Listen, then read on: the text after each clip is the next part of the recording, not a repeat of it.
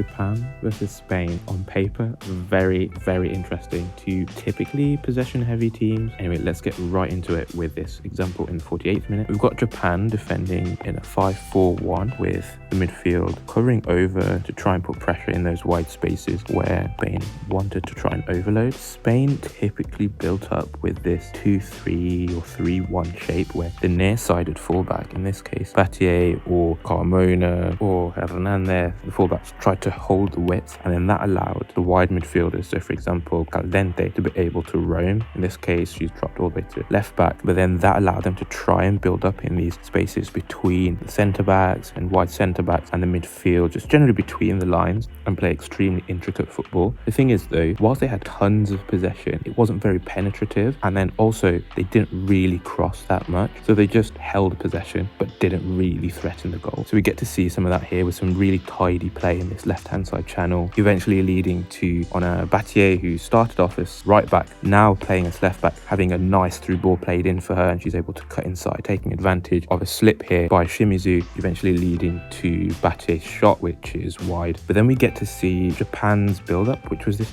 3-2 shape with their wingbacks really high up and then their forwards tucked in against this 5-2-3 shape. So they had their CDM, Teresa, become one of the centre-backs, and that meant that they had 3 centre-backs and they could mark the forwards, whilst the fullbacks for Spain could then try and push out towards the wing-backs of Japan. So we get to see a little bit of that here with Ambrosio trying to push out a little bit here, as well as also the 2 fullbacks as mentioned, positioning so that if the ball is played into those wide spaces, they can go and put pressure on the wing-backs of Japan. Typically, Japan did play these long goal kicks rather than play short, although they did set up deeper with those defenders to force Spain to spread out like this. Japan are able to retain possession in this occasion and spray the ball out into the wide space. This kind of play is what made this game really interesting, just because the other teams like Costa Rica, Zambia are really low ranked compared to Spain and Japan, and so these two teams have been getting a lot of plaudits. But this game, both teams had high technical ability, high rank, and so I think it was a more true test of their skills. And while Spain enjoyed so much possession,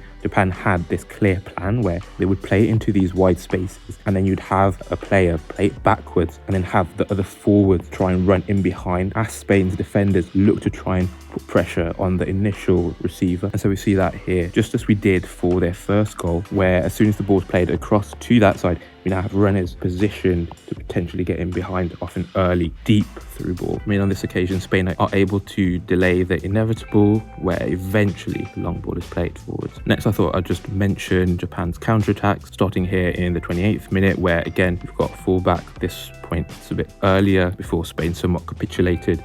So we've got Battier high up on this right-hand side, again, providing the width. We've got Jenny Hermoso dropping from her centre forward position and overloading the centre midfield until later in the game, where she essentially becomes a number 8 with Mati, this being against that 5-4-1 shape for Japan. Japan typically defended in this deep block for most of the game, although earlier they were trying to hold more of a mid block. I do wonder whether that deep block was a result of their energy levels going down, but then also it creates a false sense of security because the Spanish team basically doubled down on the idea of pushing fullbacks as high as possible, even when they were 2-0 down, and had just conceded partially because the fullbacks couldn't cover back to support the centre backs during transition. Anyway, we get some combination play by the Spanish centrally, which Japan are able to repel, and then a deeper pass attempting to get Hermoso through the Japanese line here is stopped, and Japan are able to start a counter-attack. Spain tried to counter-press, which they did on a number of occasions here with Rocio and Teresa, but as with many teams that are possession heavy, they end up with a lot of players. So for example, your fullbacks, your number 8s, your wide midfielders in terrible positions with regards to rest defense. And so that's why you need this counter pressure. You need to force the opponent to not be able to turn, not be able to run straight at your goal, and allow those other players to be able to get back in position. But given Jorge Vilda's effect on the squad, they're missing key players like Mapilian, etc. And so you ended up with these other players being unable to stop Japan without typically fouling them. On this occasion, they're not able to stop them, and Japan are ruthless, able to avoid Spain's initial counter press as they did on other occasions and break up the field with pace and precision. This essentially was their key form of attack, and it was especially deadly, especially in relation to Spain, who had like an 11% or so shot accuracy. Moving on to Japan set pieces, there's one here where, as you can guess, Japan were counterattacking and they were fouled during their attempt to transition. And I just thought the key thing to show was just how high Spain tried to keep their defensive line, but then also how the Japanese free kick takers faked taking the shots to try and basically play chicken with the defensive line and see if they could force them back, or just have one defender basically keep other Japanese attackers on side, creating a higher XG opportunity for Japan. And it almost worked in this occasion. There was one or two air shots and then Spain were able to clear. And then we've got this scenario in the 73rd minute where Japan initially have a throw-in. Spain are able to win back possession, and despite the subs, we still have that 5-4-1 shape by Japan. A bit more of a mid-block here. On occasion where Spain were forced into pass backs, then